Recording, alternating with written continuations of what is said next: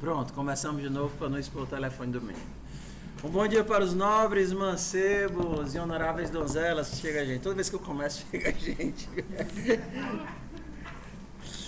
Ai, meu pai. Vamos lá. Ali é a Vitória. Vitória é você. Na Vitória eu já aprendi. E Priscila. Priscila. P.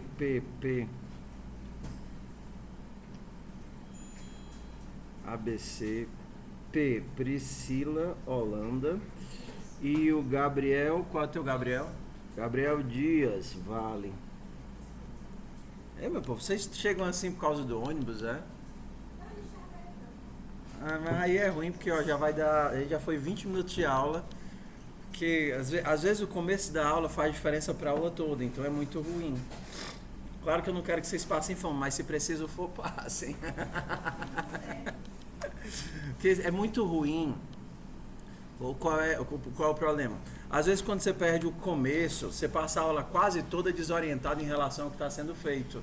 Então, para a pessoa que está ali tentando prestar atenção, tentando entender, é aquela sensação angustiante de, sei lá, quase uma hora, meu Deus, o que é que ele está fazendo, para onde é que ele está indo, o que é que ele está tentando alcançar. E quando você perde a motivação, o objetivo, a introdução do que está sendo construído, você fica tentando juntar as peças do quebra-cabeça para as coisas fazerem sentido.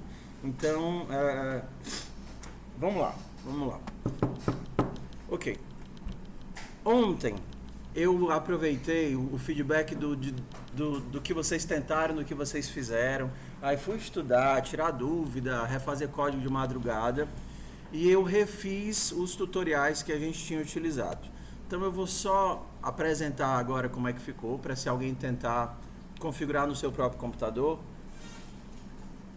ou configurar no computador da universidade, porque uma atividade dessa semana é conseguir fazer esse processo de você sair do CodeSpace, seja para o seu próprio computador ou para o computador de alguma pessoa, e aí fazer o processo de baixar o repositório, fazer a clonagem via token ou via chave SSH e enviar as atividades de volta para o seu repositório. Então, uma das atividades é essa. Então, eu refiz o guia numa outra ordem para ficar mais intuitivo. Então, número 1, se você está no Windows, tá? O WSL ele não é uma obrigação, mas ele é uma simplificação. Vossa Excelência, qual é seu nome? Gabriel Braga.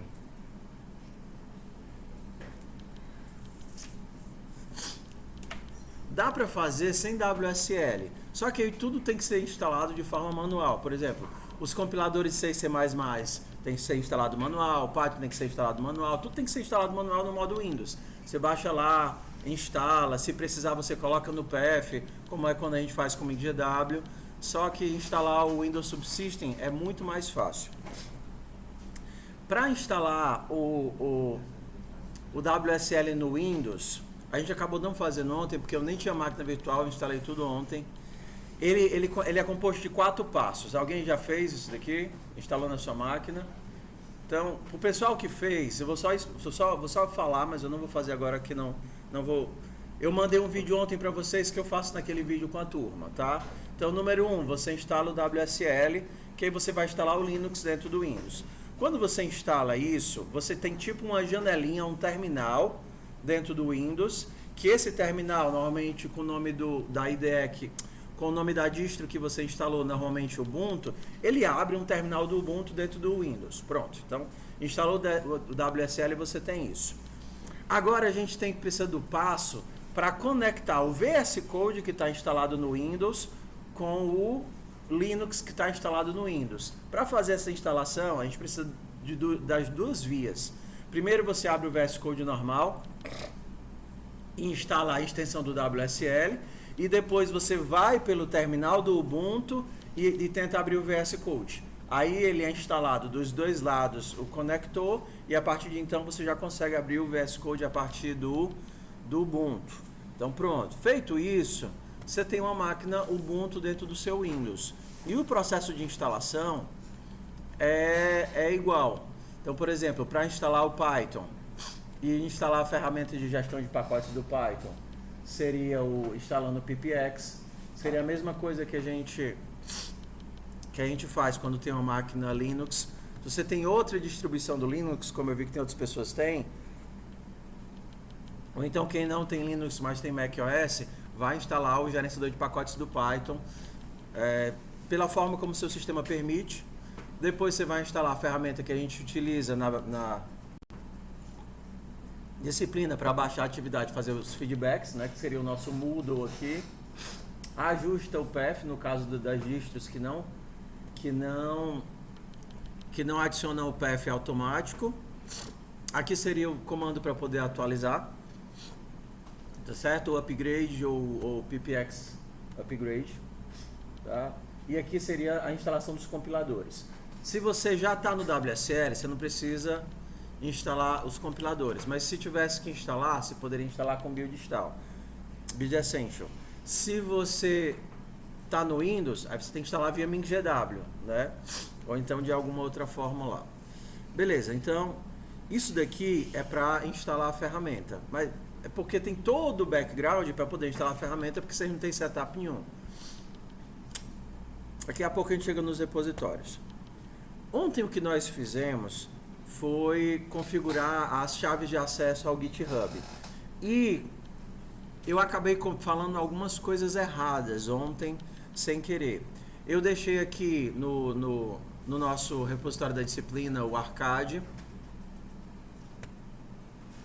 as guias atualizadas. Quem já conseguiu, ótimo. O que muda em relação ao de ontem foi que eu acabei falando duas coisinhas erradas.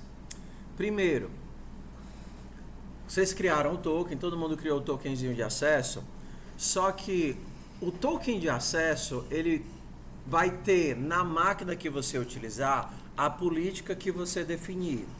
A política padrão é que toda operação que você fizer que exija leitura ou escrita no repositório remoto vai precisar do token. Então, se você faz o clone, aí você tem que colocar o seu ID, o seu login e o seu token. Você vai fazer o push, você precisa do login e do token. Você vai fazer outro push, você precisa do login e do token. Só que é um saco ter que ficar fazendo isso. Essa opção de cache, que eu falei que durava até o logout, ele não dura até o logout. Ele dura, é porque assim, quando a gente coloca no cache, ele fica na memória, ok? E aí, por padrão, ele vai ficar na memória até a máquina ser desligada, reiniciada, ou o tempo de expiração acabar. O tempo padrão de expiração, quando você coloca no cache, é 15 minutos. Então, se você colocar só o comando que estava ontem, Credentials Helper Cache, você fez o clone, ou você fez um push, o teu token fica por 15 minutos na memória. Então, você pode definir o tempo que você quer que ele fique na memória. Então, se você dá um comando como esse aqui, menos timeout 10.000, ele vai ficar 10.000 segundos, o que dá mais ou menos aí 2 horas e 40, 3 horas. Então, você pode dar um comando como esse, que ele vai ficar na memória por 3 horas ou até a máquina ser desligada. Uma outra opção, para quem não quiser fazer chave RSA, que seria aquela opção de acesso permanente, quando você está na própria máquina, é guardar o token como um arquivo. Automaticamente ele é guardado. Então, se a gente dá esse comando de store, basta você inserir o teu token de acesso e o teu login pela primeira vez, e ele já vai guardar as tuas credenciais dentro do teu computador. E vai ser válido enquanto a credencial for válida. Lembra daquele tempo, 7 dias, 30 dias, que a gente definiu o tempo da credencial? Então, se você diz que a sua credencial vai valer para sempre, e você coloca que pro Credentials Helper do Git guardar, né, armazenar o seu token, então isso aqui já funcionaria como assim, equivalente à chave RSA. Você não precisaria fazer o processo de criação de chaves. Beleza? Então eu falei essas coisas errado ontem, que eu não tinha estudado o suficiente, mas estou consertando hoje. Ok. Algumas pessoas elas estão com dificuldade de entender como é que as atividades vão ser enviadas. Então, eu vou fazer de novo. A pessoa já fez isso 3 vezes. Tudo bem. Tem paciência com os coleguinhas que estão vendo, que estão com dificuldade. Vou tentar fazer agora passo a passo. Número 1, vocês abriram o Telegram, clicaram no linkzinho do Classroom e criaram um repositório remoto no GitHub. Então vocês criaram aqui um repositório remoto. Vou fazer aqui minha bolinha. Esse daqui é um repositório remoto. Esse repositório remoto do GitHub, você consegue imaginar ele como um site. Então ele é um site que guarda os teus arquivos e a versão dos arquivos, olhando para o GitHub só como armazenamento. Para você conseguir alterar esse repositório remoto, do qual nós dois temos acesso, e só nós dois temos acesso, eu e você conseguimos olhar para cá. Então aqui sou eu e aqui é você. Ambos conseguimos olhar para esse repositório remoto e os arquivos que tem nele. E a única coisa que eu vejo é isso. Então, para você conseguir colocar os seus arquivos aqui, você não consegue escrever diretamente no repositório remoto. O que é que você tem que fazer? Você cria uma cópia para um repositório local a partir de uma operação de clonagem. Aqui é o teu repositório local. E depois que você está no seu repositório local, você altera os arquivos. Depois que você altera, faz os teus testes, coloca as tuas respostas, ele vai mostrar, olha, tem todos esses arquivos alterados em relação à última versão do repositório remoto. E aí a gente faz os comandos que a gente aprendeu, né? add commit para guardar a versão local. Ai, que pequenininho. E por enquanto, por exemplo, nós fizemos pela primeira vez no CodeSpace, não foi? Então aqui está o CodeSpace. CodeSpace. E por enquanto que você fez o add, o commit salvou, que está tudo no CodeSpace, eu não vejo. Porque eu não vejo seu CodeSpace. Eu só vejo o seu repositório do Git, do GitHub. Você tem que mandar de volta as informações. E você manda de volta quando você faz o push. Ok? O que foi da aula de ontem? No CodeSpace você já está autenticado, porque esse aqui está vinculado com a tua conta do GitHub. E quando você cria um CodeSpace, ele só enxerga o teu repositório. O sistema de arquivo dele é o teu repositório, mais os outros arquivos que ele precisa para a configuração do sistema. Pacotes instalados e tudo mais. Não tem outras pastas ao léu vagando. Só tem as pastas do teu repositório e as outras coisas do sistema de arquivos do sistema operacional da máquina virtual. Ontem o que nós fizemos foi fazer esse repositório local numa máquina física. Para fazer isso, você precisa de uma máquina física. Aí você faz um clone, dessa vez um clone explícito, porque o primeiro clone foi feito implicitamente quando você mandou criar o CodeSpace. E essa sua máquina local, ela vai ter um sistema de arquivo, ela vai ter memória, ela vai ter um sistema operacional, ela vai ter um IDE, e tudo isso você tem que configurar ou instalar. Aqui na sua máquina. Todo mundo acompanhando a revisão? Professor, o senhor repetiu pela 500ª vez. Tenha paciência dos seus coleguinhas que pararam para merendar e ficaram perdidos. Brincadeira. Ninguém merece vir para aula com fome, viu?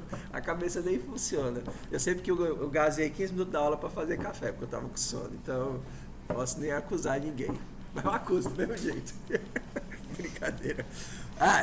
Bora. Foco. Qual é a desvantagem da gente trabalhar na máquina virtual? De estar trabalhando no CodeSpace? Bora lá. Me ajudem aí. O CodeSpace tem horas limitadas. Você paga por elas. Aí uma pessoa perguntou assim: professor, para que é que eles dão esse tanto de hora de graça? O que é que eles ganham com isso? Quem me diz? Existe alguma coisa de graça? O que é que eles ganham com isso?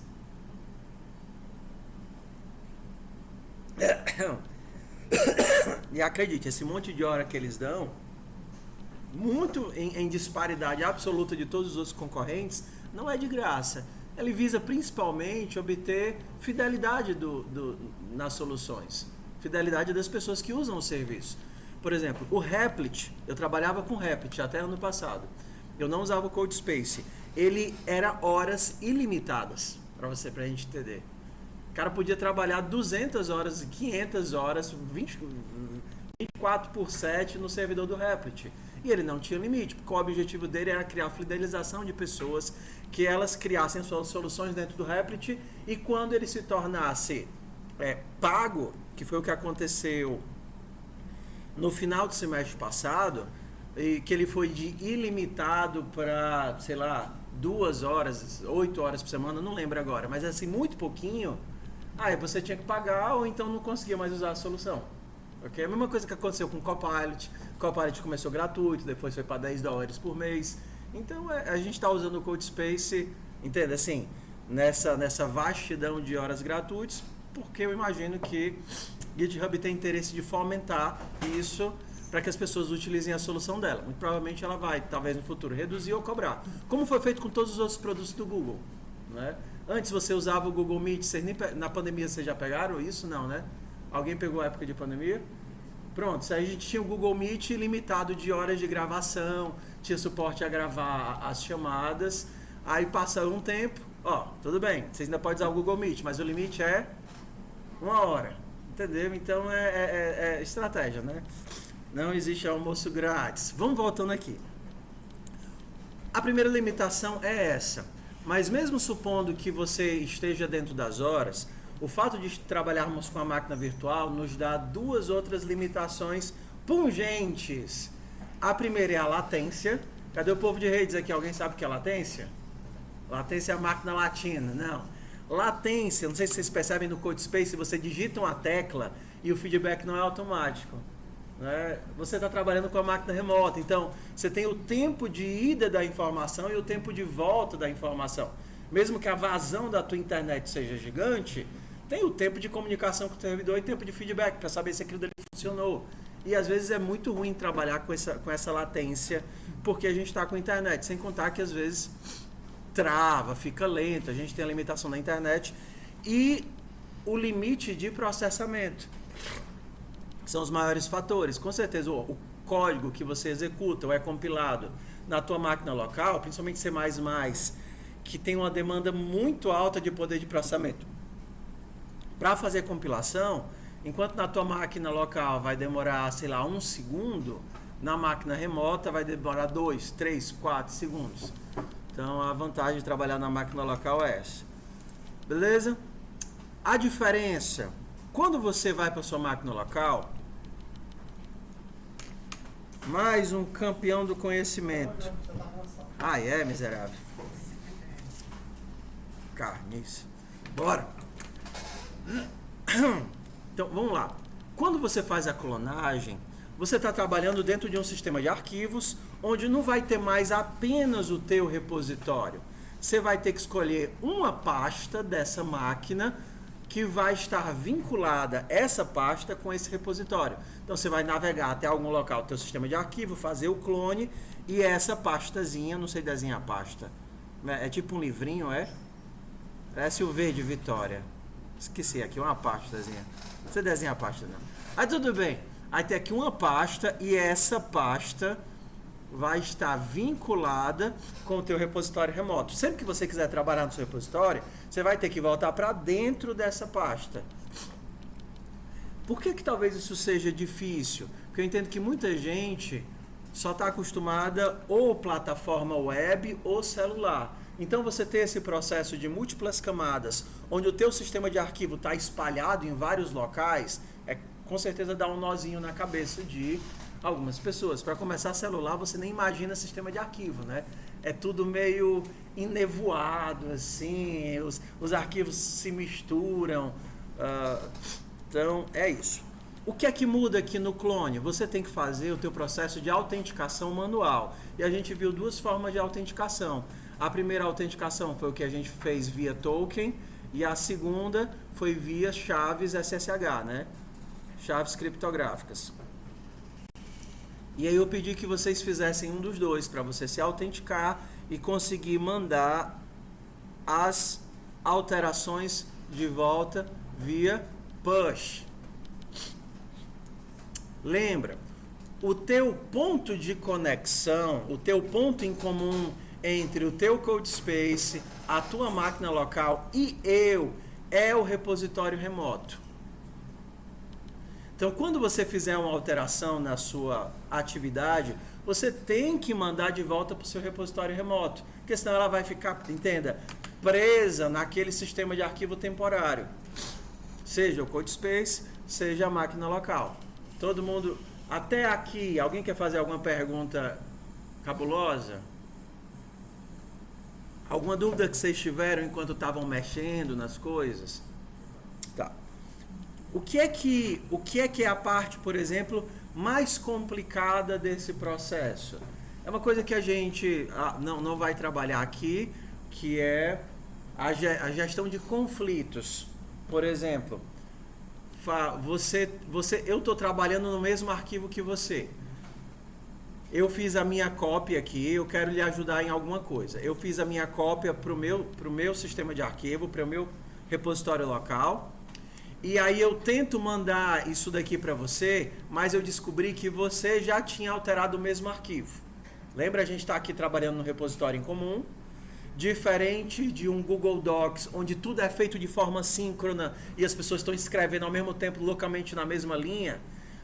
O processo é em etapas, assíncrono. Você fez uma cópia, eu fiz uma cópia. Você mandou a sua versão. Na hora que eu tentar mandar a minha versão do mesmo arquivo, o que é que vai acontecer? Um conflito. A gente chama isso de gerente de conflito. Né?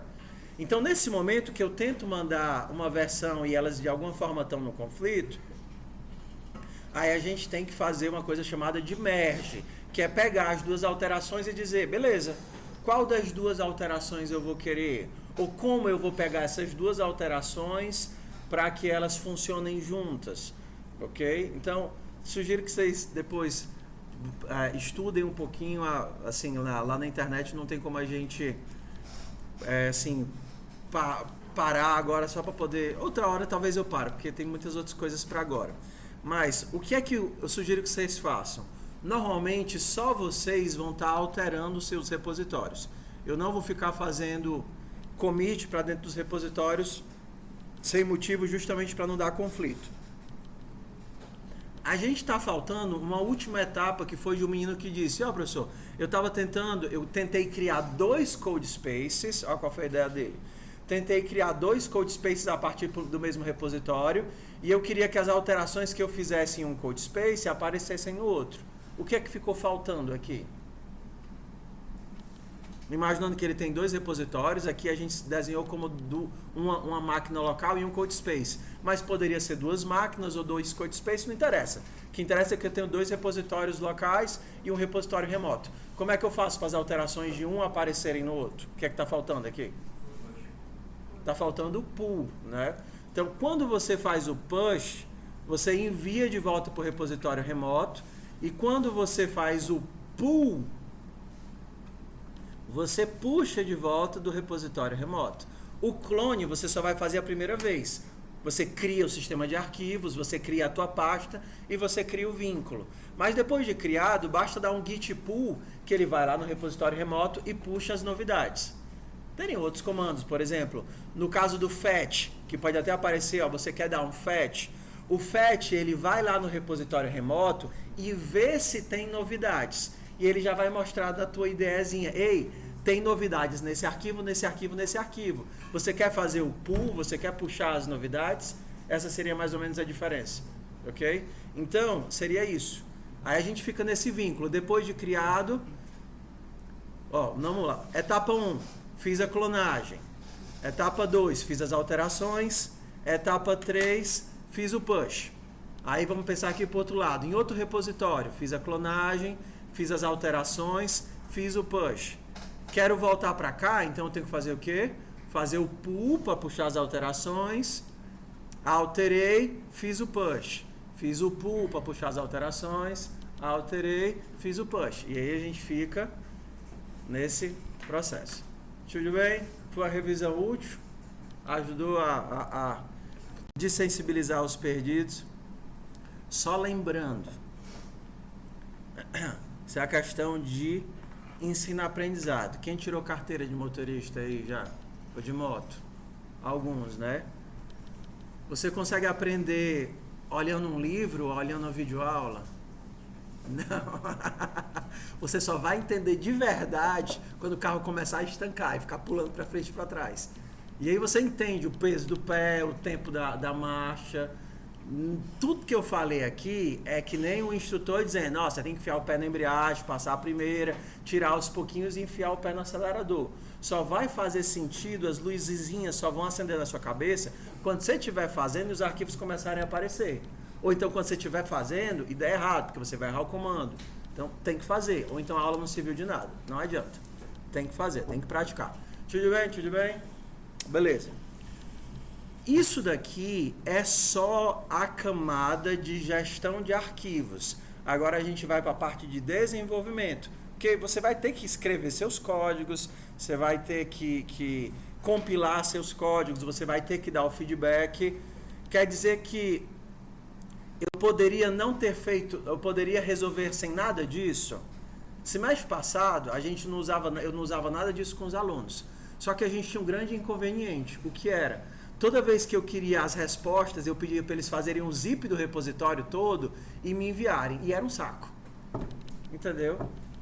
Porque ele tinha que fazer o quê? O tempo todo ficar me enviando os arquivos do que eles fizeram, do que eles não fizeram. Eu tinha que analisar. A pessoa que tinha que ficar fazendo o zip, me enviando, fazendo o zip, me enviando. Aí você, pô, eu sei que dá uma agoniazinha ter uma camada a mais de abstração, mas é tão real, a vida real é assim, então por que não aprender, né? Por que não aprender? Enquanto eu respiro, porque te apresento de novo eu ia chamar lesado não, para os nobres campeões que chegaram atrasados, para eles saberem quem é você e como é que procura a monitoria. Vai, Manuel. Levanta, filho, tá doente das pernas?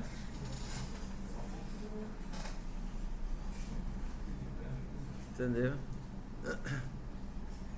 Ó, já passou aqui a Diná. A Diná pediu arrego porque ela tem um monte de aluno de design para dar suporte. Quase 80. Ela disse, não, vou cuidar das minhas crias. E ele estava sem horário e o Rodrigo, eles vão se dividir na turma, né? Pronto. Só por causa de ser mais. É, só por causa de ser mais. Que... Quase que chegaram atrasados, né, Manuel? Eu sou núcleo de sala de DevOps, né? Eu vou estar também, eu posso responder vocês, qualquer dúvida de vocês via Telegram, que você não vai mais. Acho que eu já estou no grupo, se eu não me engano. Não sei. Se não tiver, eu coloco agora. E eu geralmente também participo da ACC. De segunda e terça eu estou lá. Se vocês quiserem tirar alguma dúvida em relação à cadeira, vocês podem falar comigo, certo? Obrigado, querido. Então, ele vai estar aqui, o nosso grupo é o do... Como é o nome desse bichinho? Guaxinim, é? Esse é o do Guaxinim. Então, deixa eu ver se está aqui, ó. A Diná te inseriu, Manuel.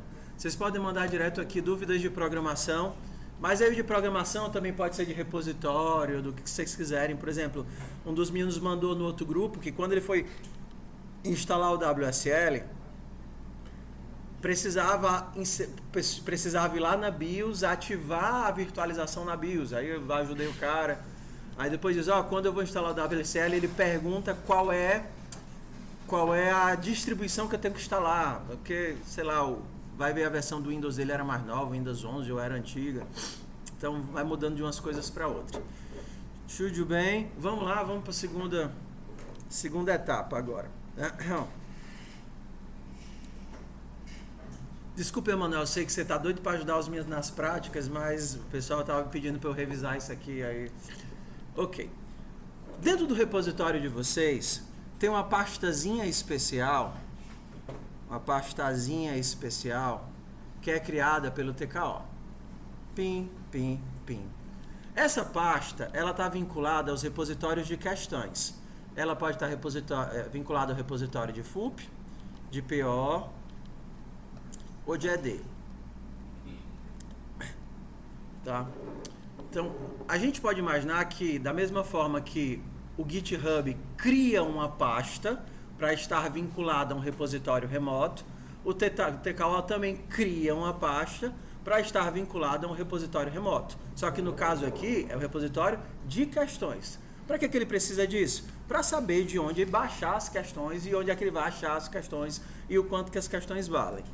Então, vou fazer algumas... Eu fiz algumas mudanças de ontem para hoje para simplificar. Que eu pego muito feedback de vocês do que é que vocês conseguem entender ou não, para tentar facilitar as ideias. Então, rm-r, temp. -f. Então, criar aqui uma pasta. Temp. Pronto. Então, vamos supor que eu estou dentro da pasta do seu repositório. Deixa eu atualizar, que eu acho que nem está atualizado. ppx upgrade tk.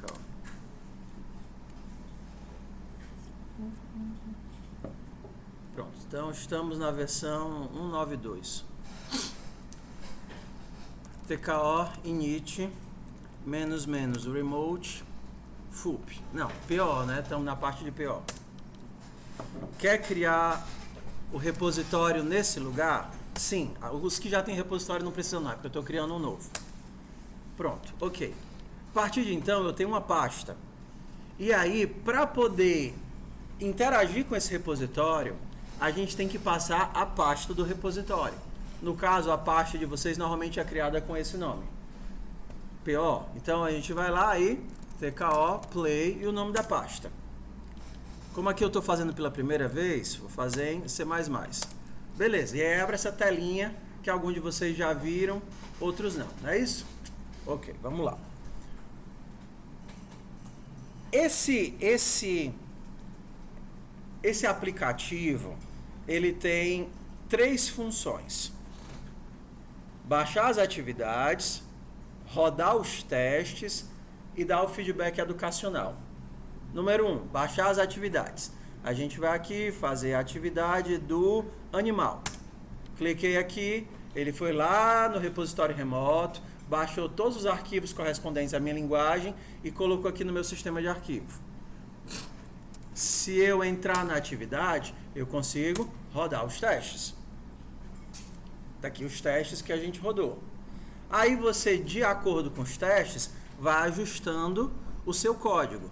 Eu vou apertar o botão aqui para ele abrir os meus arquivos do problema.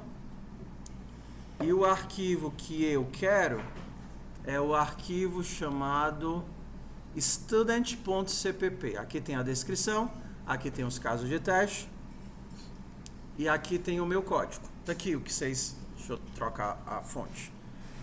kt1lite. Então, vou só começar aqui. Se a gente vier aqui e der o Enter, ele vai só compilar de novo, executar, não passou em nada. E aí, para a gente lembrar, cada comando aqui, ele invoca um método lá da classe de adaptação, que ou vai ter o nome de student ou adapta, porque não foi padronizado ainda.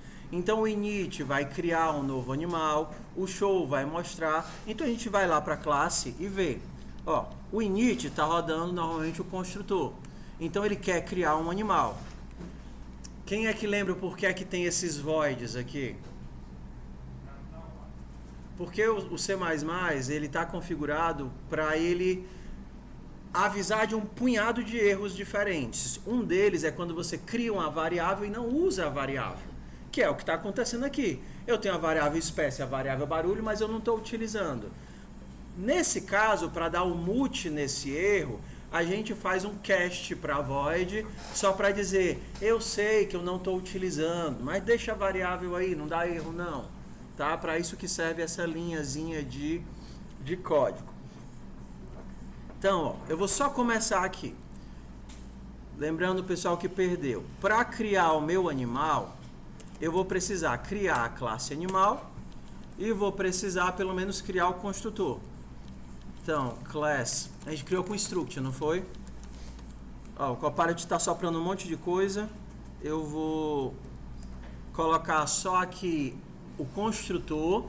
sempre construtores com valor padrão e o toString que ele criou errado, mas criou.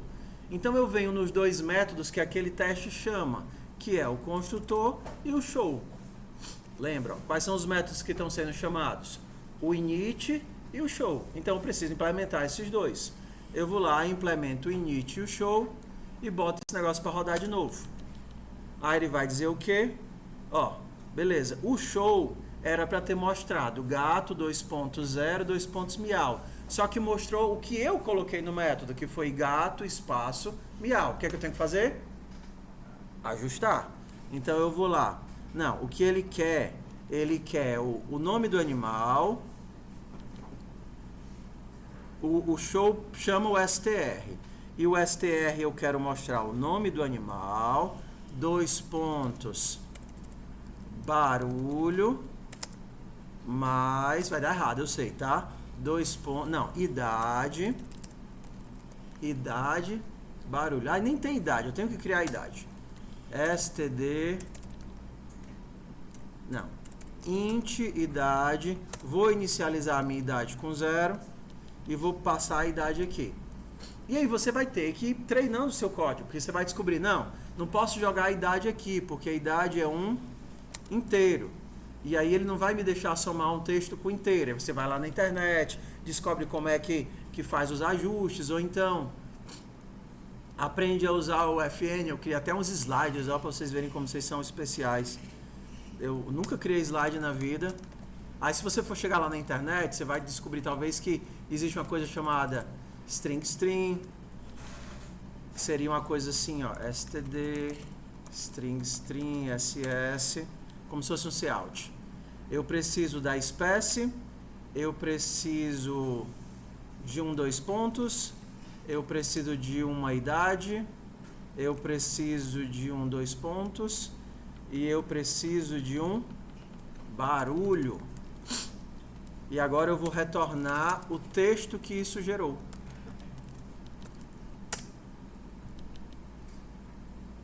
Ó que legal, primeiro teste passou. A gente pode ir lá nele, tá aqui ó, primeiro teste. Agora eu estou no teste índice 1, que ele está pedindo o que para mim? Init, show, crescer, e depois que a vaca cresce, que eu mando mostrar, essa é a minha saída. Está passando que a vaca ainda tem idade 0, e era esperado que a vaca tivesse idade 2. Qual é o método que ele está chamando? O método grow. Se a gente for lá no método grow da classe student, lembrando, o teste chama a classe de adaptação, que no classe aqui é a classe student. Para que é que ela serve? Para conectar o teu código. Então você vai lá e cria o teu código. Ah, eu vou criar um método chamado ficar velho. Ficar mais velho é o nome do meu método, que vai receber o nível e vai aumentar o nível na idade. Esse é o nome do teu método. Não tem como adivinhar qual é o nome do teu método. Mas você vai ter que vincular o teu método na chamada do teste. O teste está chamando o grow e passando o nível. Está chamando o grow e passando o nível. Aí você vai lá, beleza. Eu criei um método que faz o animalzinho ficar velho. O nome do método, eu não criei a sugestão, mas eu criei o meu. Se chama ficar mais velho. E aí, ó, criei o vínculo. Você tem um método, diz. É importante ver também o vídeo que tem a descrição. Sim. É porque eu já fiz com eles o animal, então eu estou só fazendo uma revisão. Mas todas essas descrições da lógica, de o que é que você tem que fazer, o próprio diagrama de classe, estão tudo lá no README. Então, é ideal que vocês leiam, né, a descrição do que é que tem que fazer. Estou só fazendo aqui uma revisão de como é que a gente não fez no dia a programação orientada a testes. Porque até então a gente tinha feito a classe animal toda separada e depois tinha só socado ela aqui dentro e rodado e tudo funcionou. Mas o normal não é isso acontecer. É você ver o que é que está sendo pedido no teste, implementar a funcionalidade e ir fazendo os ajustes e os debugs. Ó, fiz o meu método envelhecer. Aí eu volto lá e mando rodar de novo. Aí vai dar errado. E aí você vai ter que olhar para o teste e tentar entender. Ué, isso daqui, lado esquerdo, é o esperado. Ó, você tem duas opções de diff, o diff em cima e embaixo e o diff lado a lado. Para trocar, você pode apertar o M ou você abre a paleta de comandos e vem aqui e mudar o modo diff. Para as nossas atividades de PO, o melhor diff é o lado a lado, porque fica fácil de você enxergar onde é que está dando errado. O que era esperado? Que quando ele crescesse mais 2 níveis, aparecesse o quê? A vaca morreu. E quando eu mostrasse o show, era para ter a vaca no nível 4. Ah, então quando a vaca morreu, eu tenho que avisar. E aí a gente volta pro loop. O loop é o quê? Quando ele fica mais velho, se a idade chegar no 4, aí o que é que você vai imprimir? std cout warning espécie morreu. Aí você volta lá.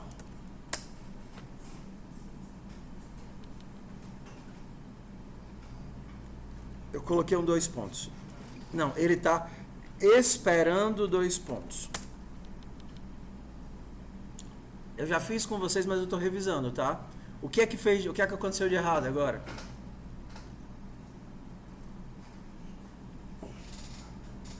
A vaca era para ter ficado no nível 4. Só que a tua vaca foi para o nível 7. O nível 7 é permitido pela lógica de negócios, pela lógica do programa? Não. Aí você, tenho que ajustar o nível.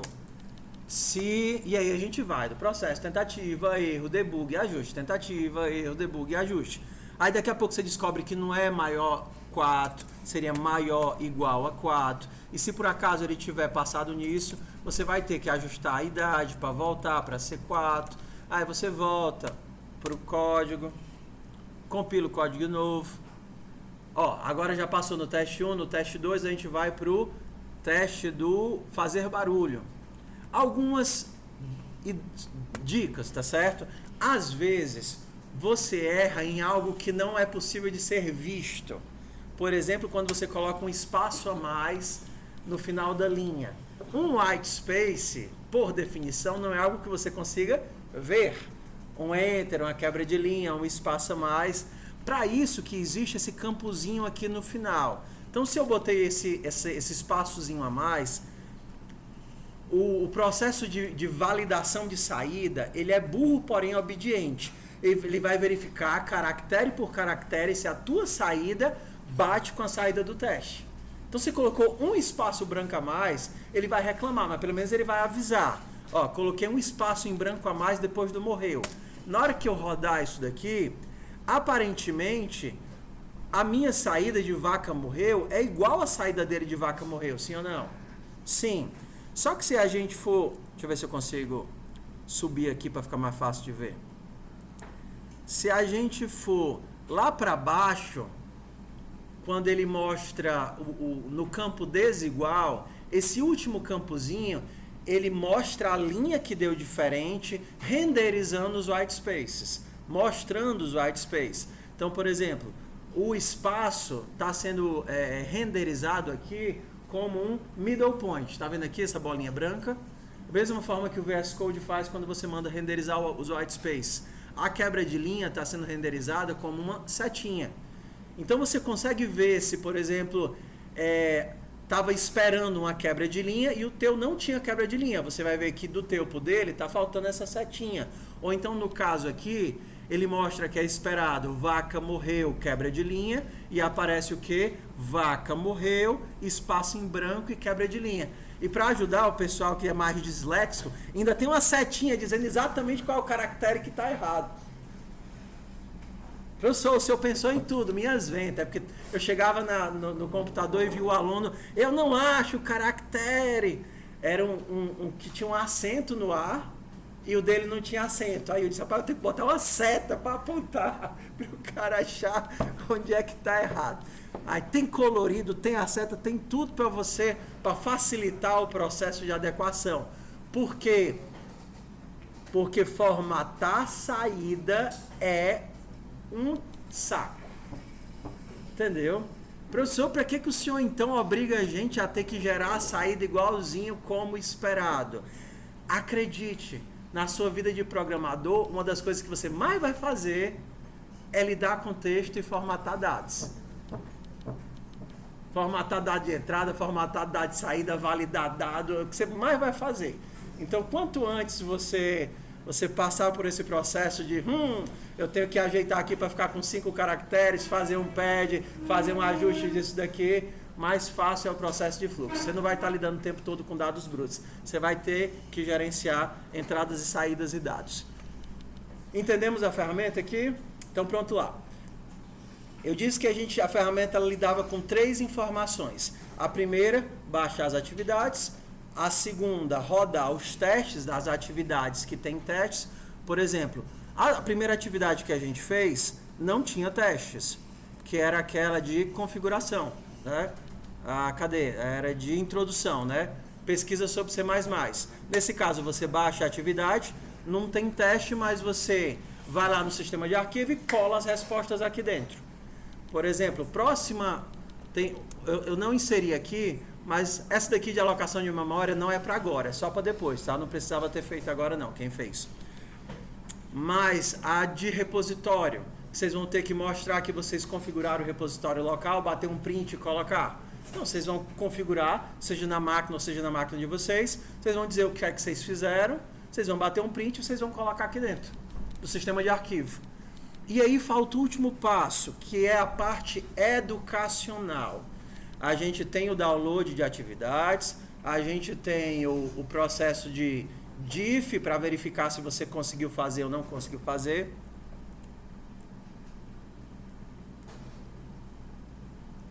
Aí agora, aqui, pronto. E agora a gente vai para a última etapa, que é o processo que você diz o que foi que você fez. E esse é o mais importante, porque esse é o primeiro que eu vejo. Esse é o que vai ser coletado quando eu rodar o script que vai passar por todos os repositórios e pegar tudo que vocês enviaram. A primeira coisa que ele vai olhar é cadê o arquivo que ele diz o que foi que ele fez e onde é que ele fez. Eu não tenho como navegar por centenas de repositórios com milhares de códigos e ficar rodando e rodando teste para verificar o que foi que vocês fizeram ou não fizeram. Não é viável, entendeu? Então, a primeira etapa é fazer o processo de coleta, em que eu vou ver o quanto você fez da atividade e o quanto você entendeu da atividade.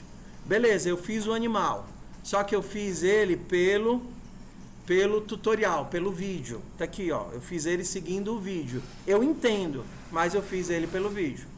Deixa eu ver se eu consigo melhorar aqui essa visão. Aqui, ó. É porque é ruim que... Miserável. Deixa eu baixar aqui. Então, vamos lá. Esse daqui é o primeiro contato. Isso daqui preenche uma planilha onde eu tenho os nomes de vocês e o tanto que vocês fizeram de cada atividade. Ok? Isso daqui é o meu acompanhamento. Então, o que vocês colocam aqui é o primeiro passo do que eu vejo. Quer dizer que você não vai ficar olhando meus códigos? Não, porque eu tenho 100 e poucos alunos. Tenho que ficar olhando código de aluno por aluno. Então, eu vou fazer uma triagem. Nesse primeiro mês, a gente tem muita aula teórica, porque é muito conceito. Mas, a partir de então, a gente vai parar e vai ser 50% a 60% da aula prática. E aí, os monitores vão poder ajudar mais. Tudo bem? Então, vamos lá. Só lembrando, o primeiro é quantitativo. Tá aqui, ó, o quanto você fez. Você usa o menos e o mais para fazer ajuste.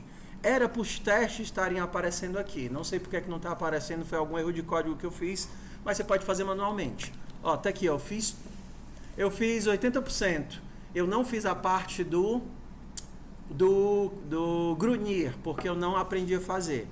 E eu fiz aqui com muito pouca ajuda, né? Mas eu estou mais entendendo mais ou menos. Eu pedi ajuda para o monitor, eu usei o chat GPT para poder fazer comigo. Eu estou mais ou menos aqui nesse set aqui. Então pronto, tá aqui. Aí eu fui para o carro. Aí eu tentei fazer o carro. Eu vou primeiro aqui, começa... fechei, sem querer. Do carro, eu fiz também 80%, porque aquele método dirigir não é de Deus. Eu estou tentando fazer o dirigir há 5 dias e no final sempre dá errado. Mas o que eu fiz sozinho. Eu fiz sozinho. O que eu fiz, eu estou confiante de que eu entendi. Beleza? Ou então, caramba, eu só fiz porque tinha o chat GPT ali no meu cangote. eu fiz aqui com o ChatGPT, mas eu entendo quase tudo. Não, eu fiz com o ChatGPT e algumas coisas eu não entendo. Então, as duas métricas são importantes, porque sozinha elas não querem dizer nada. Ah, por exemplo, o cara, isso daqui, professor, eu fiz tudo. O que foi que você entendeu? Nada, mas eu fiz. Ou então, eu entendi tudo. E o que foi que você fez? Só a primeira parte. Não, meu filho, eu preciso das duas informações. Eu preciso saber o quanto você fez e como foi o seu processo de compreensão daquilo que você fez. Ok? Ah, beleza. Então eu estou aqui. As questões, eu repito desde o começo, é para serem estudadas e não apenas entregue. Caramba, eu vou aqui revisar o animal porque agora eu acho que eu entendi. Aí você lá revisa o animal. Método besta. Não sei como é que eu não fiz isso da primeira vez. Agora eu tô craque no animal. Entenda que uma pessoa me perguntou, professor, tem data de entrega?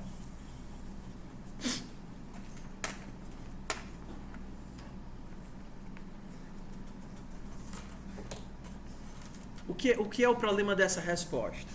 O problema dessa resposta é, se eu disser que não tem data de entrega, aí a gente vai ficar postergando a atividade. Quando você não faz a atividade, você não adquire a competência. Aí você chega na aula e você não vai entender a aula porque você não adquiriu a competência da atividade. Aquele tempo de aula se torna inútil e a próxima atividade vai ser mais difícil ainda, porque você perdeu inclusive o tempo de aula onde era para você ter aprendido. Então você cria uma bola de neve horrível. Mas ao mesmo tempo eu também não posso dizer que as atividades ou você entrega no prazo ou não entrega, porque a gente quebra a ideia de eu poder voltar e refazer, voltar e estudar, ou se ajustar à dificuldade de tô sem computador, tô doente, não consegui fazer. Então, o que é o combinado? O combinado vai ser assim: as atividades têm prazos. O prazo é sempre a semana seguinte. Se você não puder entregar, eu peço que você pelo menos tenha o ônus de se justificar. Professor, eu não consegui fazer a atividade, mas eu estou tentando, eu vou entregar na próxima semana. Pode ser assim? Ok? Como é que é a avaliação que você colocou aí? Vamos lá. A gente tem... Eu vou receber a planilha. Isso daqui vai gerar para mim o seguinte dado. Eu vou ver qual atividade que você fez. Quando eu aperto mais e o menos, para quem nunca utilizou, ele aumenta aquele númerozinho do lado esquerdo, tá? Essa primeira métrica é a porcentagem que você fez da atividade, ok? Então eu fiz o carro quase todo, mas eu não fiz o método dirigir. E tá faltando só uma partezinha do teste do método dirigir que eu não consegui ainda debugar. Então eu poderia dizer que eu fiz 90% da atividade. A segunda métrica é uma métrica de autoavaliação. Por quê? Porque eu vi que muitas vezes os alunos, eles entregavam a atividade, mas eles não tinham pensamento crítico de perceber que eles não tinham entendido aquilo. Professor, eu fiz tudo. Você consegue fazer sozinho? Não, eu só consigo fazer se for com fulano. Entendeu qual é o problema? Então, por isso que eu digo, por isso que tem uma métrica aqui, que aí quando a gente aperta esse botãozinho, né, como foi feito, ou o seu nível seria o quantitativo e qualitativo. Como foi que você fez? Eu fiz aqui com muita ajuda. Tá vendo aqui, Tem é tipo uma tabelinha. Eu fiz com muita ajuda. Eu precisei do meu colega dizendo etapa a etapa o que eu tinha que escrever. Mas eu entendi o que foi que eu fiz. Como é que eu abro essa tabela aí? Quando você aperta menos ou mais, ela abre automaticamente. Tá mudando o valor do Não, número. não é mais e menos. Desculpa. É menor que e maior que. Perdão, querido. Perdão. As práticas que o senhor faz com a gente, tipo, no animal, sempre a gente vai colocar como guiado? Não, a não ser que vocês refaçam. Mesmo refazendo, a gente pode... Mesmo refazendo. Entenda assim, as atividades de sala, elas também são atividades de disciplina. Se vocês fizeram em sala, junto comigo, vocês colocam como guiado. Se você quiser refazer a atividade depois, você ajusta a pontuação e tudo vale ponto. Porque, me responde, quem foi que aprendeu mais? Quem só copiou o código em sala de aula e rodou? Ou quem perdeu 1 hora para poder refazer a atividade sozinho em casa? Aprendeu muito mais. O nosso processo de aprendizado, ele é um processo de contraste. O ser humano entende e aprende tudo por contraste. É só na hora que você senta e tenta fazer que o teu cérebro percebe, poxa, eu tenho uma lacuna, eu não sei fazer isso. E aí você vai ter que se ajustar para preencher o que está faltando. Entendeu? É só na hora que você senta e tenta fazer. Então, aqui essa matriz de aprendizado, ela é uma matriz de nível de autonomia por nível de compreensão. Tá certo? O que seria pouca ajuda? Eu entendo que, vamos lá, vou só ensinar vocês a usar aqui ChatGPT, Copilot, porque é uma ferramenta útil e que a gente deve utilizar. Utilizar a ferramenta para lhe empurrar ou lhe quebrar um galho é ótimo.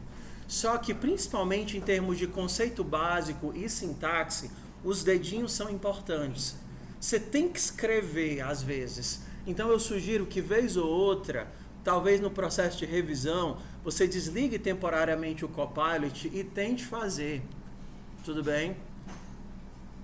No futuro, daqui a, sei lá, quando você terminar a disciplina que você for para a vida real, você não vai precisar fazer isso. Por exemplo, eu estou aqui trabalhando em Python e eu preciso fazer um código em Lua. Eu não conheço a sintaxe de Lua.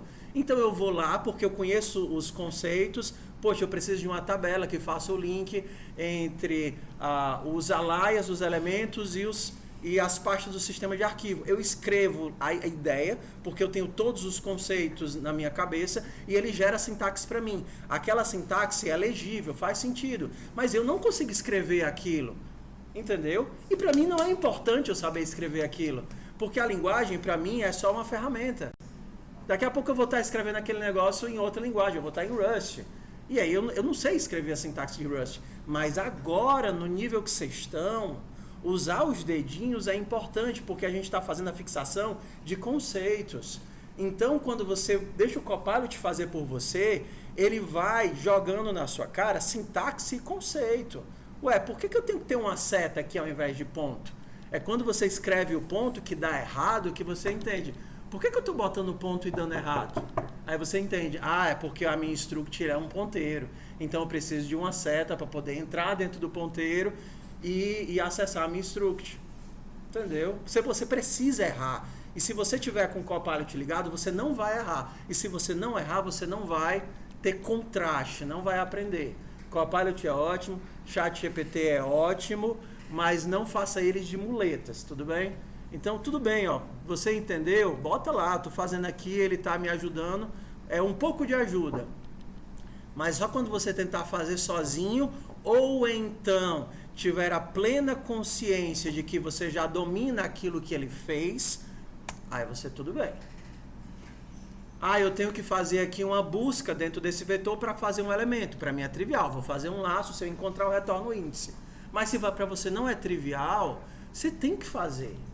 Ok? Então assim, eu sempre trabalhei muito no processo de ensinar as pessoas a aprender, ao invés de ficar correndo como num jogo de gato e rato. É proibido, vou usar antiplágio, vou usar verificar. Não, você tem que entender como você aprende e ter a maturidade de perceber, isso eu não sei ainda, se eu tentar fazer sozinho, isso daqui eu não consigo, e poder voltar. Caramba, eu vou tentar refazer essa parte aqui, que eu viajei nesse lance aqui de ficar fazendo concatenamento de não sei o que. Diz, você ia perguntar alguma coisa? Tudo bem, pessoal. Então a tabela de autoaprendizado, ela é a métrica mais importante aqui da gente. Não minta, você está mentindo para você mesmo. É ela que diz qual é a atividade que você precisa voltar e estudar um pouquinho mais, e refazer, e revisar. Então, se você for seguro de uma atividade para outra, a disciplina vai ser moleza, porque ela é planejada para ser degrau a degrau. Você consegue subir um degrau por vez na escada? Você consegue subir 3 por vez? 4 por vez? Não, porque tem gente que tem as pernas pequenininhas. Entendeu? Então, assim, degrau a degrau. A minha filha mais velha, ela é menor do que a segunda mais velha, né? Do que a Júlia. Aí no começo, né?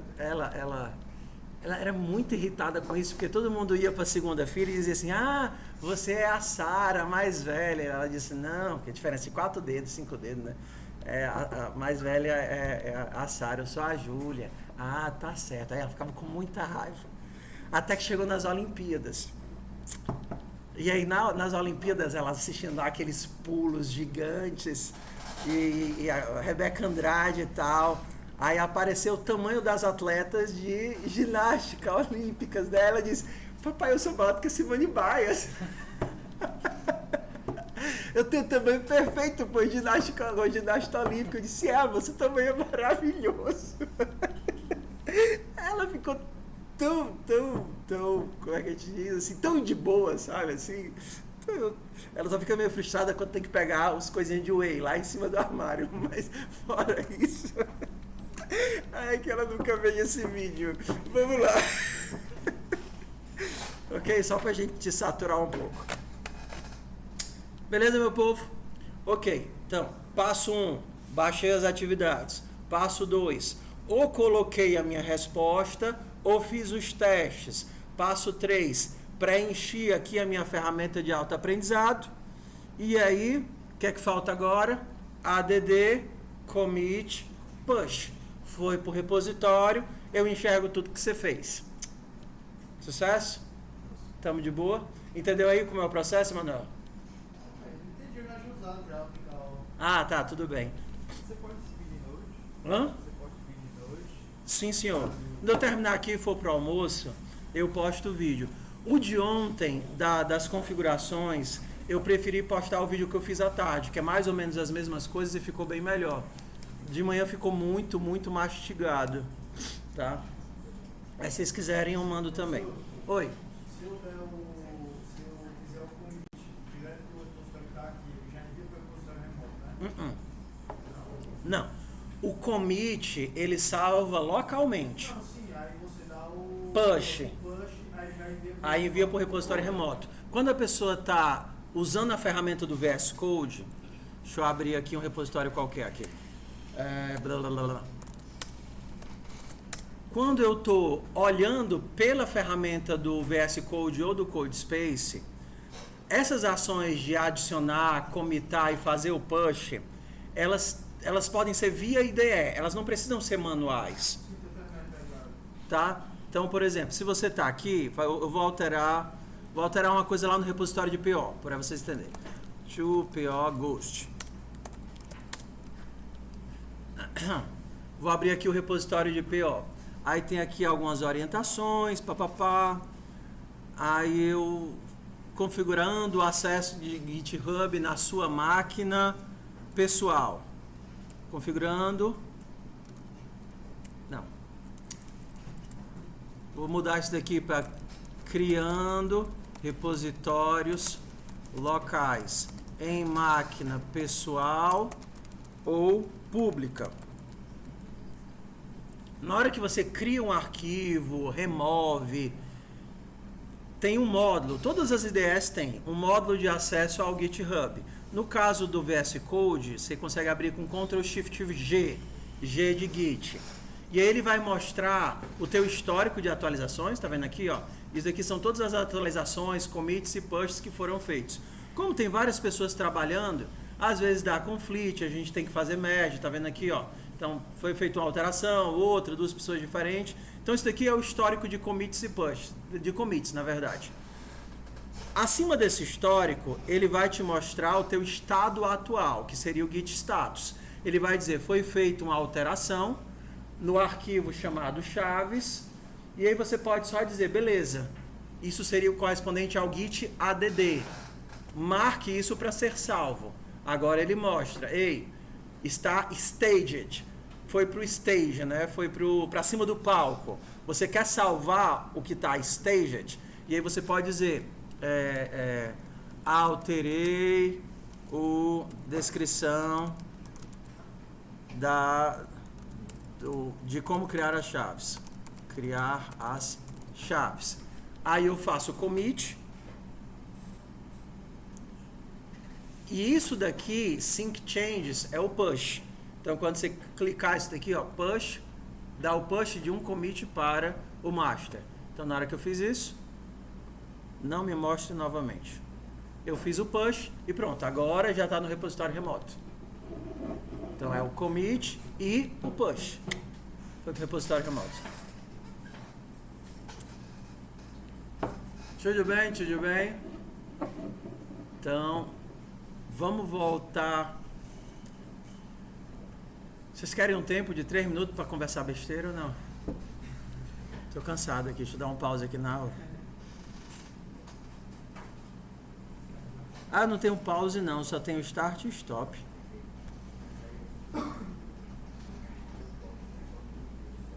Tem um pause aqui. Então, depois de 15 minutos conversando miolo de pote, você sabe por que o nome é miolo de pote? Nunca ouviram essa expressão? Miolo de pote é quando você tem uma vasilha onde você guarda biscoito, creme crack, essas coisas, sabe? Não tem não na casa do pai de vocês. E aí sempre fica uns farelinhos lá no fundo. Aí quando você tira um biscoito, você não se dá o trabalho de limpar os farelos, você só bota um pacote novo. Então aquele farelo que fica no fundo, ele tem validade infinita, porque aquele pote nunca vai ser limpo. Entendeu? Então é como se aquilo dali fosse desprezível. Então uma conversa desprezível, a gente diz que a gente está conversando miolo de pote. Bora, foco. Vamos aqui agora para voltar um pouquinho para a linguagem, para entender como é que funciona o C++ em relação a múltiplos arquivos. Vocês já tiveram, assim, o caso de vocês estão trabalhando com 2, 3, 4 arquivos no mesmo projeto e a linguagem ela é bem arcaica nesse processo de como os arquivos eles se juntam. Então aqui eu vou explicar mais ou menos como é que isso daqui acontece, tá? rm-rpo code ponto. Então vamos lá. A gente tem a diferenciação de duas coisas no C++. Vou chamar isso aqui de main.cpp. No C++, a gente tem o conceito de declaração e definição. No C++ e no C, tá? Isso daqui é importante para a gente entender projeto de linguagem. Declarar é quando você diz que algo existe. Então, quando você diz que existe uma função soma que retorna que recebe um A e um B e retorna essa soma, você está fazendo uma declaração. Declarar. Quando você poderia declarar: eu vou lhe matar, mas você não matou de fato. Você está declarando: eu vou lhe matar com essa faca. Ah, você não matou ainda, tudo bem? Eu vou lhe matar com essa faca enfiando ela no seu coração. Ah, você não enfiou ainda. Você ainda está na declaração. Você diz o que é que vai acontecer. Ou seja, eu vou receber um A, eu vou receber um B e eu vou retornar um inteiro. Definir, né? Definir é de fato o acontecimento. Então aqui eu tenho a declaração e aqui eu tenho a definição. Ou acho que um exemplo melhor seria assim. Você diz assim, você está com a barriga grande, você se olha no espelho e diz assim: meu Deus, eu estou com a barriga tão grande. Ou então a menina se olha e diz assim: meu Deus, eu estou com um quadril tão largo. E dificilmente cria barriga, né? Aí você diz assim: eu vou malhar. Isso é o que? Declaração. Aí você malha e depois de malhar você chega na definição. Caramba, como eu estou definido. Meu Deus, que exemplo triste. Sim, pelo menos ficou mais fácil de separar o que é que vem primeiro e o que é que vem depois, tá bom? Então, primeiro você declara: a partir de hoje eu não como mais din-din, e depois que você define é que você conseguiu o resultado. Por que eu contei isso daqui? Porque é assim que funcionam os cabeçalhos e os códigos fontes em C++. A declaração, ela pode acontecer, inclusive, múltiplas vezes. Isso daqui não vai dar problema. Mas a definição, ela só pode acontecer uma vez. Beleza? Então, se eu fizer esse código aqui, stdcout, soma de 1 mais 2, ó, declarando, definindo. Que eu rodar aqui o nosso código. Beleza, 3. Ó, isso daqui é só um atalho lá no meu bash para poder fazer a compilação, tá vendo? Então, no fundo, eu estou rodando o G++ da mesma forma. Ok. Então, isso daqui a gente tem os cabeçalhos. Aqui a gente teria o nosso cabeçalho e aqui a gente teria a nossa implementação. Quando a gente vai para múltiplos arquivos, a gente pode começar a fazer assim. O meu cabeçalho vai ter isso daqui.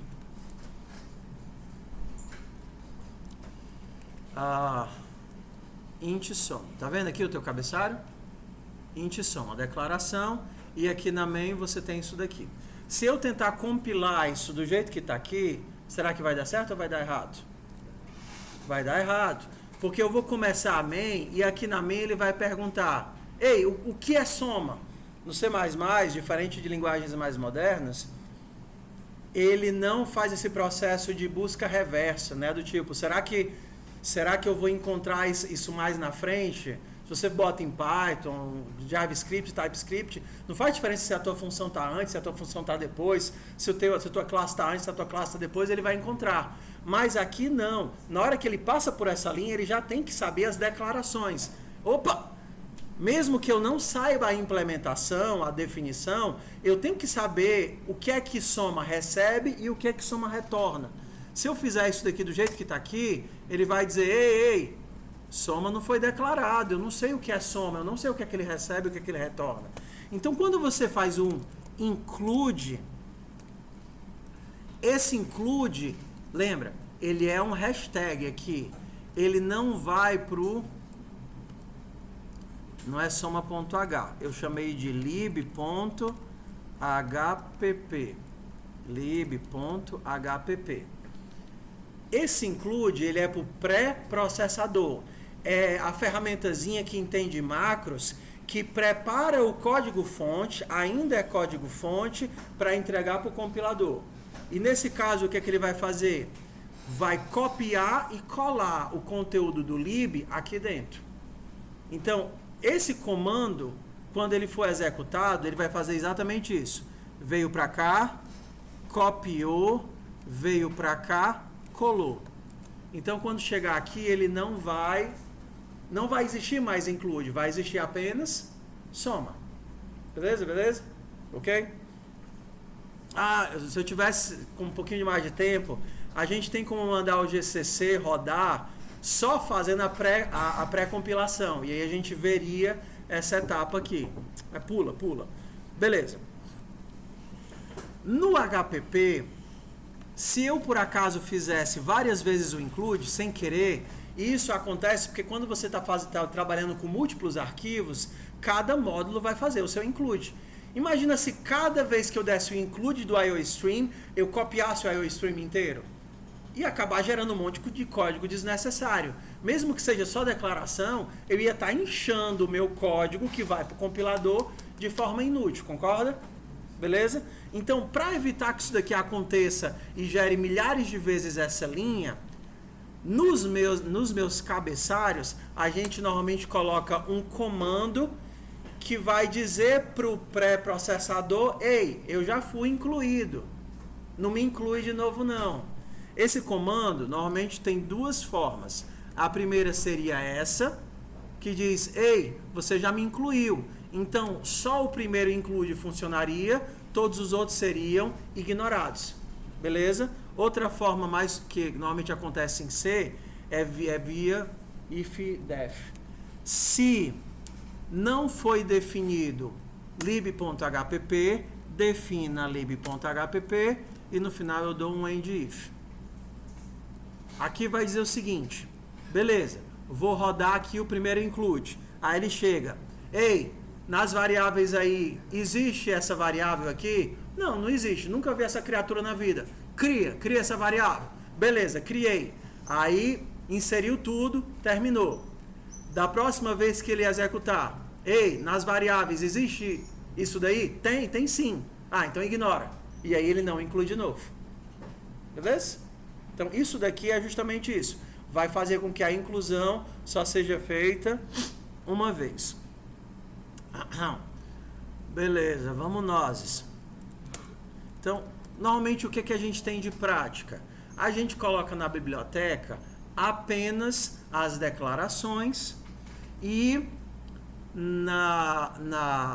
no ponto CPP as definições. Vou fazer o padrão e depois a gente começa a fazer os casos esquisitos, tá? Tá vendo aqui a implementação? A gente vai tirar a implementação e vai jogar para cá. lib.cpp. Ok. Então, eu tenho a minha lib.hpp. Vou voltar para o Pragma, tá? Pragma.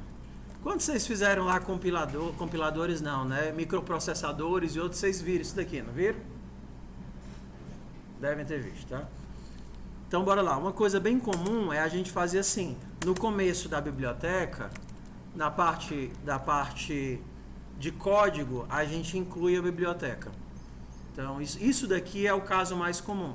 Eu tenho o ponto .cpp, eu tenho a lib.cpp, que inclui o ponto .h, e eu tenho o lib.h só com as declarações. Então, vamos lá. Tá vendo que eu estou dando include tanto aqui quanto aqui? Estou dando os dois includes. Na hora que a gente faz a compilação,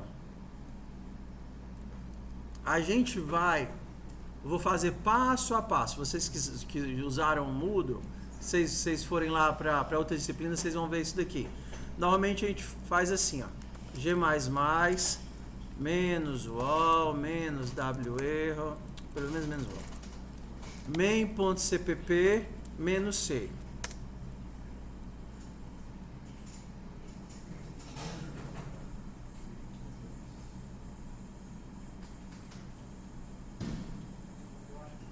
Ah, ficou faltando o resto do comando.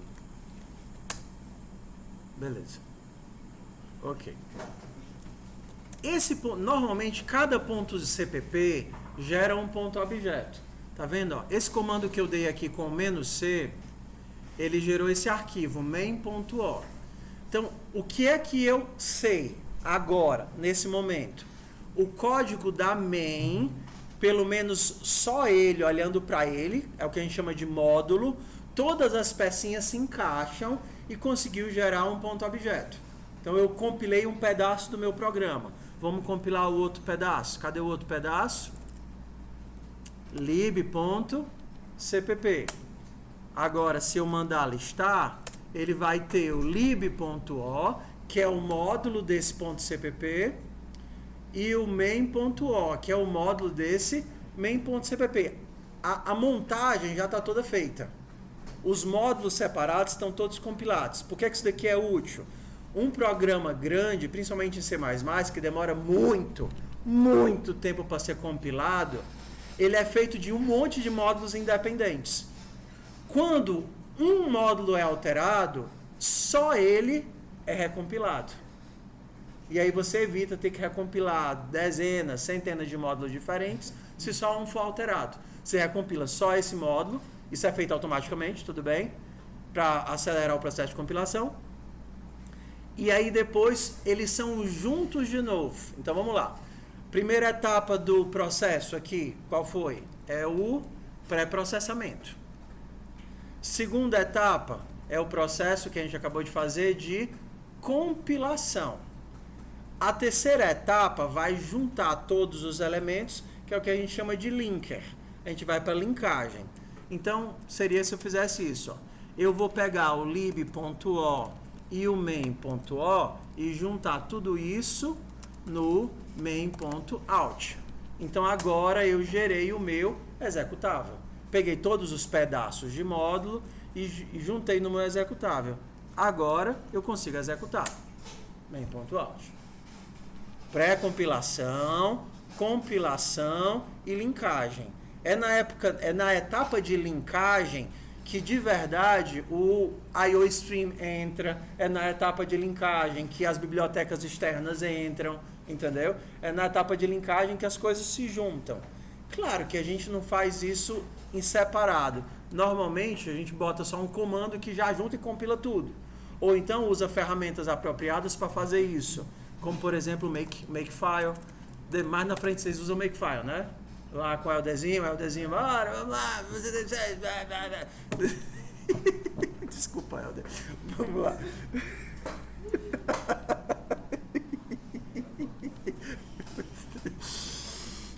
Vamos lá.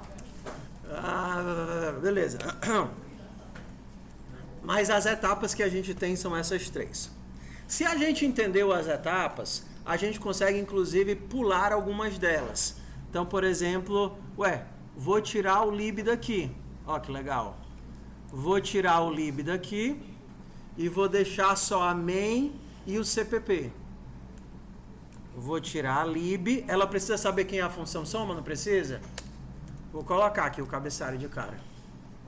Agora ela sabe como a função soma funciona? Sabe.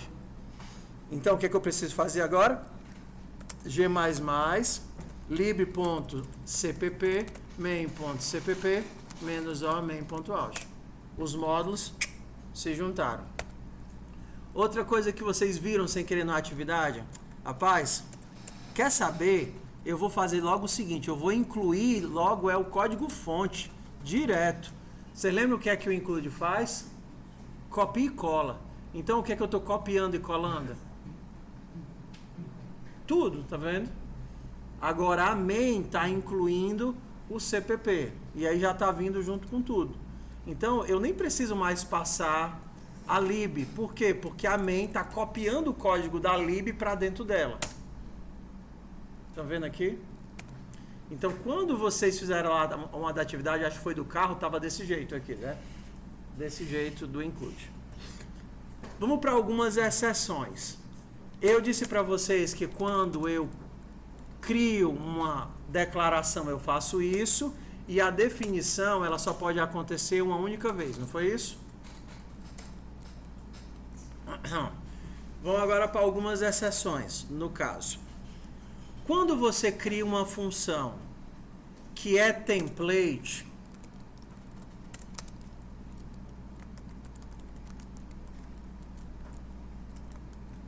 ou seja, uma função que vai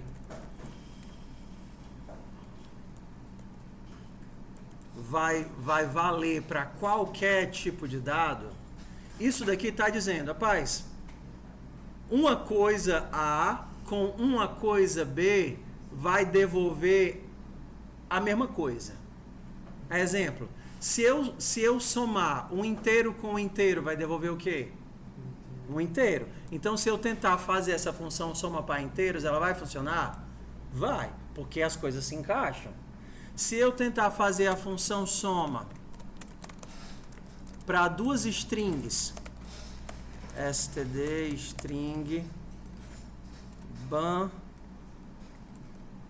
banana. Se eu tentar fazer a função soma para duas strings, meu Deus, o tempo está acabando. Vai funcionar? Se eu pego uma string, um objeto string, e somo com outro objeto string, isso me devolve um string? Sim ou não? Sim. Não sei se a gente já viu string, mas sim. É diferente de um conchar asterisco, que ponteiro com ponteiro não faz nada. Mas com string funciona. Então, isso daqui, tudo isso daqui, é como se fosse uma grande definição. Tudo.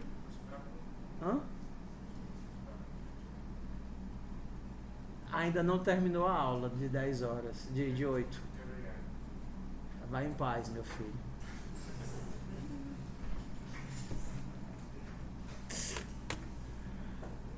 O meu melhor sorriso psicopático para ele.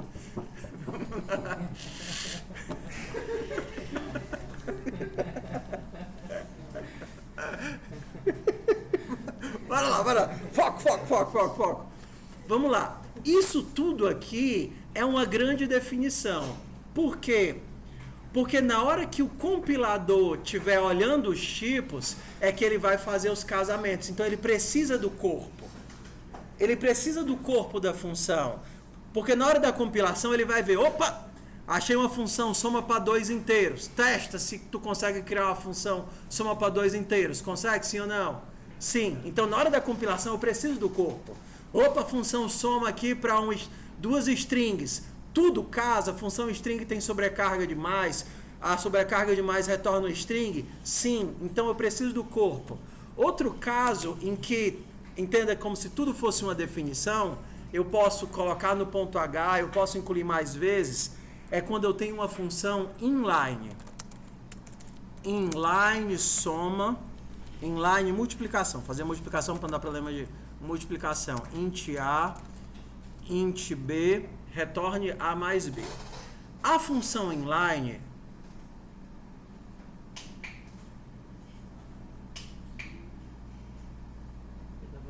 ficou faltando o tipo. É porque é a mesma coisa de uma função normal, só que antes dela eu coloco inline.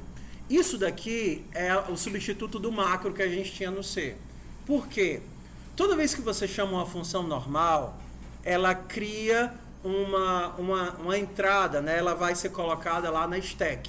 Eu vou empilhando as funções e depois eu vou desempilhando funções. E empilhando funções e desempilhando funções. Só que para funções pequenas, esse processo de jump para ir e jump para voltar acaba sendo muito oneroso. Então o que é que você faz? Funções que vão se repetir muito, que vão que você quer que aconteça de forma mais eficiente, você bota elas como inline. Então, ao invés de você criar um salto, você meio que pega o código da função toda e soca todas as vezes que ela for feita a invocação.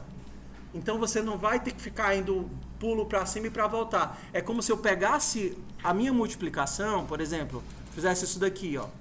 Ao invés de fazer isso, e isso ter que criar um novo escopo de função, criar variável temporária, retornar, desfazer o escopo de função, quando eu coloco uma criatura dessa como inline, é como se eu pegasse e substituísse o código.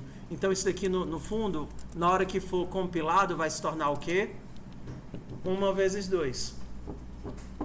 Então nesse caso, eu também preciso do corpo da função. Porque o corpo da função vai ser inserido dentro do código. Diz. Tá, é o seguinte. Se a gente fizesse um debug, se a gente estivesse debugando aqui, eu nunca debuguei com vocês, né? Fica para a próxima aula debug, tá?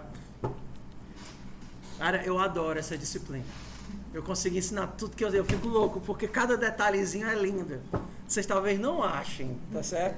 Vocês talvez achem que isso daqui é macabro, horroroso. Mas, dica de uma coisa que eu aprendi há muito tempo atrás. Quem vai lidar com programação, não se apegue à linguagem, tá certo? O ideal é que, nem que seja por diversão, agora vocês estão tendo muita coisa, mas mesmo quando vocês saírem da faculdade, peguem uma linguagem nova para aprender de vez em quando, nem que seja por curiosidade, tá certo? Por quê? Porque cada linguagem te ensina ferramentas, métodos ou formas de entender o problema. E por que eu adoro C++? Porque ela pega um pouquinho de cada coisa e faz esse merge. Então, aqui, ó, se eu tivesse debugando, e eu estou bem aqui dentro da função soma, tá? Para a gente terminar a nossa aula. O teu debug vai chegar bem aqui e vai encontrar essa função soma. Aí ele faz o quê? Vocês veem assembler ou não? Pouco, nada, alguns não veem, né? Então, o que é que você faz? Você tem uma coisinha chamada pilha de execução. Na pilha de execução vão sendo colocados os escopos que você vai abrindo e fechando. Então, na hora que você encontra uma função normal, você faz um salto e cria um escopo para essa função. Ou seja, essa variável é copiada para cá, essa variável é copiada para cá, você faz uma multiplicação, essa multiplicação você guarda em uma variável, depois você percebeu que a sua função acabou, você desfaz o escopo de execução, dá um jump de volta e copia o teu valor. Isso é na função normal.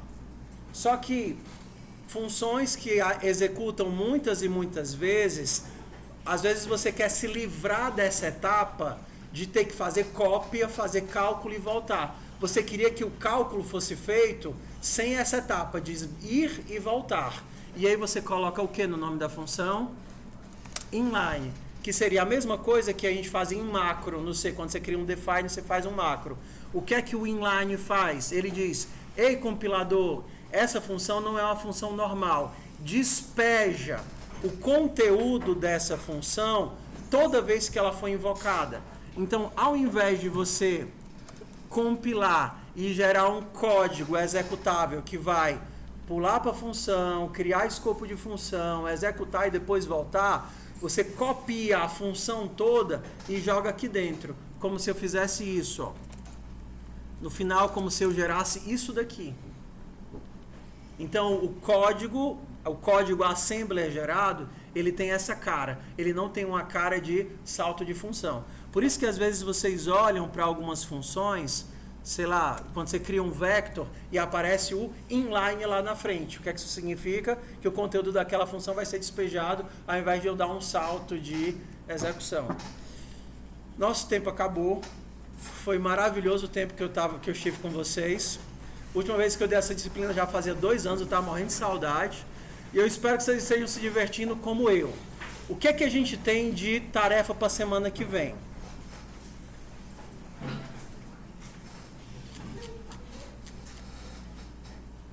É porque eu não dei conteúdo novo de PO, né? Égua. Então vocês, todo mundo já fez o animal, não foi? Que foi da semana passada. Vocês fizeram o carro também? Não? Então pronto. Façam, quem já fez, quem não fez, façam o carro e a calculadora. Os dois são bem fáceis. É bom que dá tempo de vocês se habituarem, treinarem o GitHub. Ah, pronto. Tarefa que eu inventei agora. Vocês vão fazer o lance de trabalhar com 2 repositórios locais. Seja 2 CodeSpace ou seja o CodeSpace a sua máquina. Então você vai criar, fazer o clone, mandar as informações, fazer o pull, mandar de volta, e aí você vai treinar esse lance de add, commit, push, pull. Pode ser assim? Pronto, sucesso. E fazer o push para mim, né? Que senão eu não vejo o que vocês marcaram. Bom trabalho, meu povo. Diz. Um pouquinho nessa aqui, ó. Deixa eu só parar aqui.